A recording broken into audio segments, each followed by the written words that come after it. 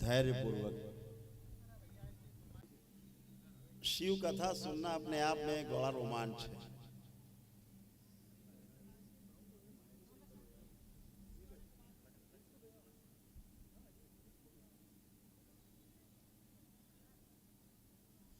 ज्ञानियों के लिए कथा है, जो ज्ञान के भूखे हैं उनके लिए शिव कथा है।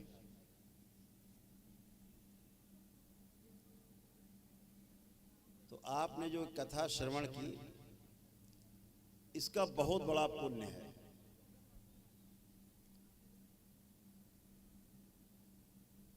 पाप और पुण्य दो शब्द परंपरा में कहे जाते हैं।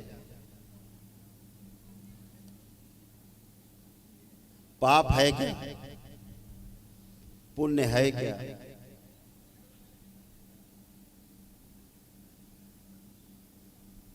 ना समझी में किए जाने वाले सारे कार्य, ना समझी से किए जाने वाले सारे कार्य पाप है, और समझदारी से किए जाने वाले सभी कार्य पुण्य है।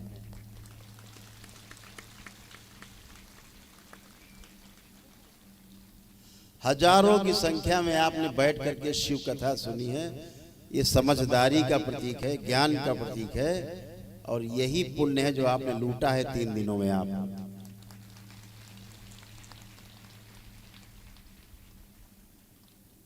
देवी सात्विका के श्रीमुख से जो कथा आपने सुनी, कथा तो बहुत लंबी है।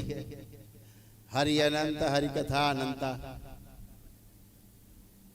लेकिन गांव में लोग कहते हैं ना कि कहा थोड़ा समझना बहुत, लिखा थोड़ा समझना बहुत, चिट्ठी में लिखते हैं।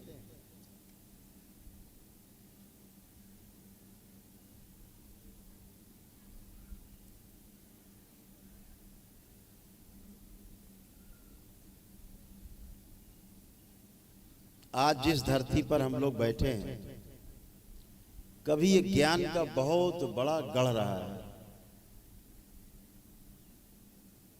यहां आकर के यहाँ के सूक्ष्म जगत में जो देखने को मिला है, उन महान परंपराओं को मैं नमन करता हूं, जिनके नाम पर बड़ी बड़ी परंपराएं बनी। पूरे देश में नहीं, पूरे विश्व में सम्मान है। जैसे नाथ परंपरा, हमारे नाथ संप्रदाय, अनुभव कराने वाली विद्या, मतलब ज्ञान की विद्या, ज्ञान देने वाली, अनुभव कराने वाली विद्या, वो तंत्र ही है। तंत्र का बोलबाला इस क्षेत्र में रहा है जबरदस्त, यहां से लेकर नेपाल तक, पूरे देश में। लेकिन खास तौर से इधर तंत्र का गढ़ रहा है। तंत्र का अर्थ टोना टोटका, झाड़ फूक, जादू टोना नहीं है। तंत्र शब्द का अर्थ ही है व्यवस्था।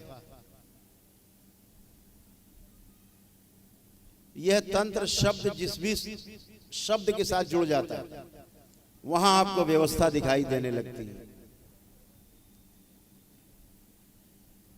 जैसे कहा लोक तंत्र, तुरंत व्यवस्था दिखने लगती है कि लोकतंत्र है। राजतंत्र यानी राजा की व्यवस्था है इस देश में। स्वतंत्र यानी अपने स्व को हम समझ चुके हैं, उसके आधार पर हम तंत्रित हैं, व्यवस्थित हैं, उसे कहा गया स्वतंत्र। तंत्र शब्द जिसके साथ जुड़ जाता है, वही व्यवस्था समझ में आने लगती है। व्यवस्था का साम्राज्य रहा है यहां पर, दिखाई भी देता है सूक्ष्म जगत में आज भी, कि कभी यहां बहुत बड़ी व्यवस्था व्यवस्थित थी।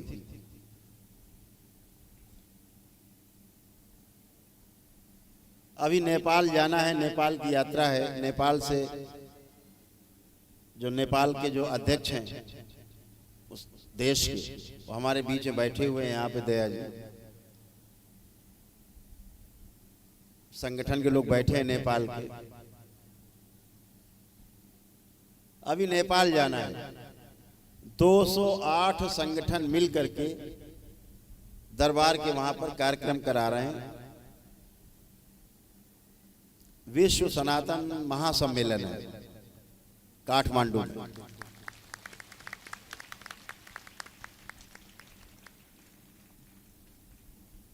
जो आयोजित किया गया है, 208 संगठन उसमें भाग ले रहे हैं, सहयोग कर रहे हैं। वहां हिंदू जागरण मंच उन सब की अगुवाई कर रहे हैं। सारे पदाधिकारी मिलकर संयुक्त रूप से नेपाल की जनता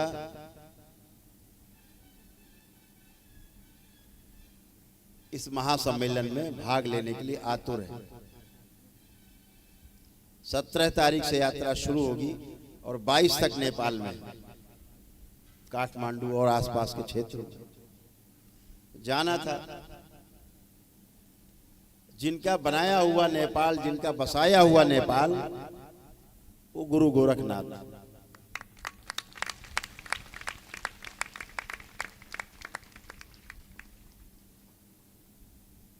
आज भी व्यवस्था वहां दिखाई देती है। भोले भाले लोग। तो हमने कहा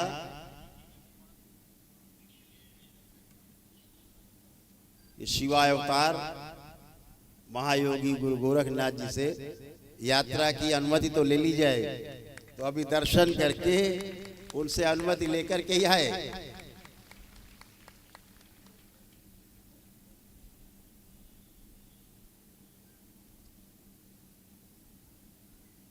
नेपाल यात्रा की ये शुरुआत है केवल। बहुत कुछ होना बाकी है नेपाल में। बहुत सुंदर नेपाल बनना है।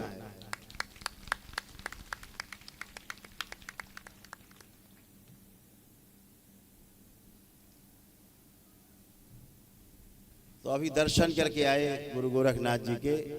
अद्भुत। वर्ष 2011 में मैं जब आया था, तब बड़े महाराज जी उस समय शरीर में थे। तब गया था मैं दर्शन करने। तब से आज सौभाग्य मिला। कुशीनगर आने पर यह सौभाग्य प्राप्त हुआ।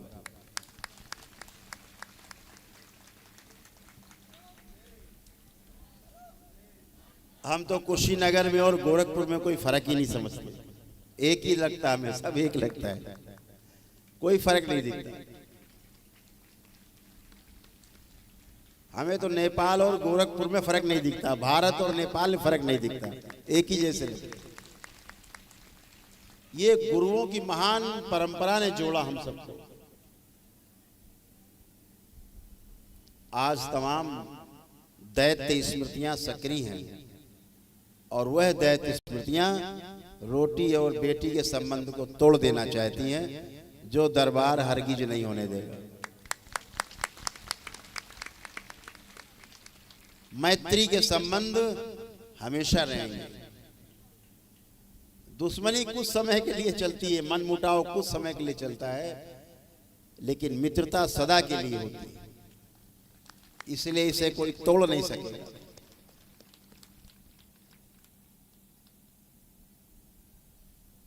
अभी बिहार में पटना में कार्यक्रम था।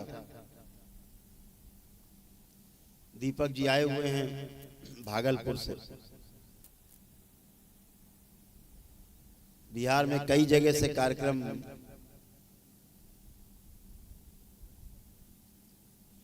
की अनुमति मांगी जा रही थी, तो दरबार ने भी भागलपुर में 3 और 4 मई को कार्यक्रम करने की अनुमति दे दी है।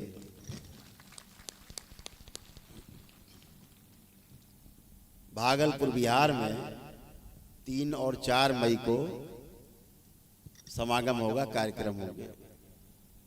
जो एड्रेस होगा पता होगा, बाद में आपको YouTube से पोस्ट से मालूम चल जाएगा।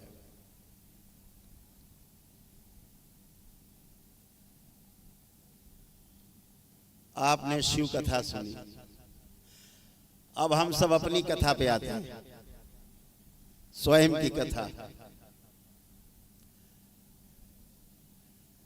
स्वयं से शुरू होते हैं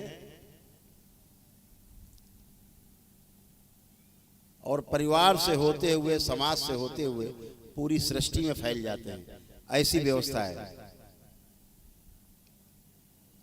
हमेशा एक बात ध्यान रखनी है, स्वयं को समझे बिना, स्वयं में समाधान पाए बिना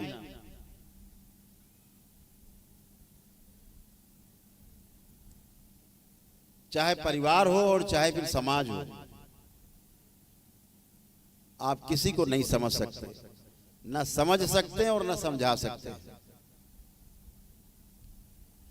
इसलिए आवश्यकता जो सबसे बड़ी है, स्वयं को समझने की आवश्यकता है। इसीलिए जितने महागुरु हुए उन्होंने एक ही बात कही, अपने को जानो, स्वयं को जानो। जब तक स्वयं को नहीं जान पाते तब तक आप सामने वाले को नहीं जान सकते। व्यवस्था ही नहीं है। सबको जानने का बहुत सीधा उपाय है, स्वयं को जान लिया जाए। जैसे अभी हम आप सबसे पूछे कि आप सभी सुखी रहना चाहते हो कि दुखी रहना चाहते हो, तो जितने लोग सुखी रहना चाहते हो हाथ उठाएं। सारे हाथ ऊपर है, हाथ नीचे कर ले। आप जितने लोग दुखी रहना चाहते हैं हमेशा, वो हाथ उठाए। जिनको दुखी रहना है हमेशा, नहीं उठ रहा, हाथ ही नहीं उठ रहा, इतना भारी हो गया जिनको अब दुखी रहना है। अब दुखी कैसे रहा जाए? दुख स्वीकार नहीं किसी को दुख नहीं स्वीकार। तो टेस्टिंग हो गई कि हर व्यक्ति आपके आधार पर सुखी रहना चाहता है। अब आपकी से टेस्टिंग हो गई। अगर आप सुखी रहना चाहते हैं, यहाँ बैठे सब लोग सुखी रहना चाहते हैं, जहां तक मेरी आवाज पहुंच रही है वो लोग भी सुन करके समझ रहे हैं कि हमें सुखी रहना है, इसका अर्थ है पूरा विश्व, पूरा संसार सुखी रहना चाहता है।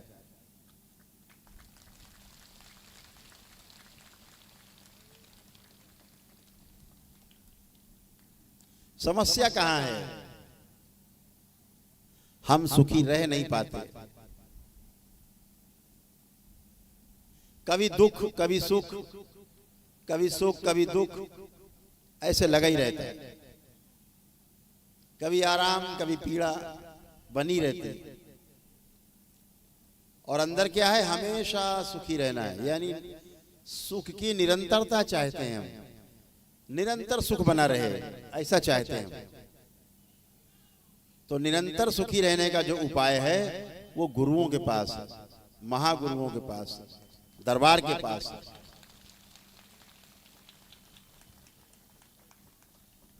तभी दरबार कहता है एको हम द्वितीयो नास्ति, न भूतो न भविष्यति।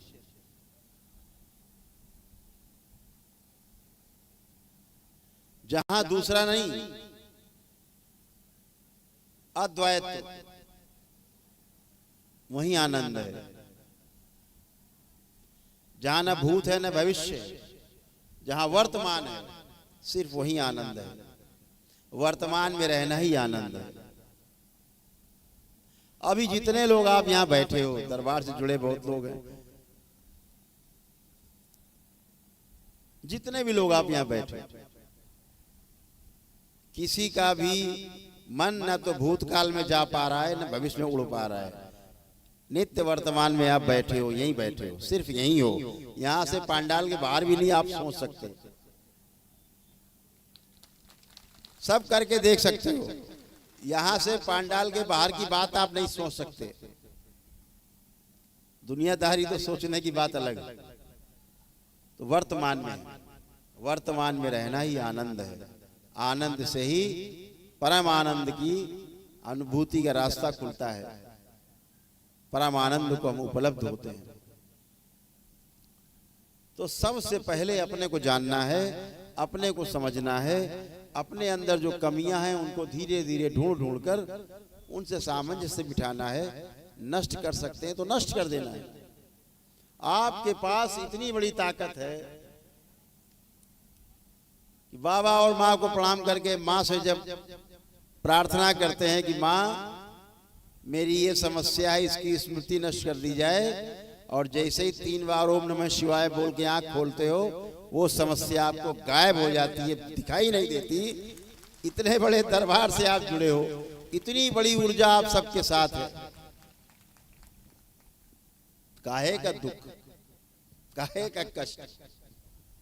आधा दुख तो तब समाप्त हो जाता है जब आपको पता होता है अरे इसका समाधान मेरे पास है।